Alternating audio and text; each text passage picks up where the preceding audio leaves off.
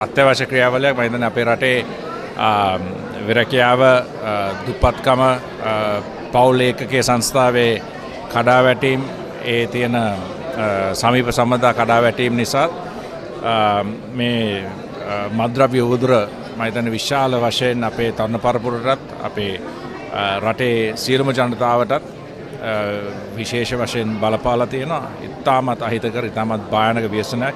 ඉතින් මෙවැනි ක්‍රියාවලියකින් මේ උවදුර රටෙන් තුරන් කරන්න පුළුවන් නම් අපේ ජනතාවත් අනාගත පරපුරත් බේරා ගන්න පුළුවන් කියලා උන්ට කරන විශේෂ සේවයක් කියලා මම විශ්වාස කරනවා. මම හිතන්නේ අපේ රජයටත් ඒ කටයුත්තට මැදිහත් වෙලා ඉන්න සියලු දෙනාටමත් මහ ජනතාවටත් එකට එකතු වෙලා මේ උවදුර රටෙන් තුරන් කරන්න පුළුවන් නම් මම හිතන්නේ ඒක කරන්න පුළුවන් ලොකුම දෙයක් අපේ රට. ඉන්නේ ඇත්තටම මේක ජාතික ප්‍රශ්නයක් වෙලා තියෙන දෙයක්.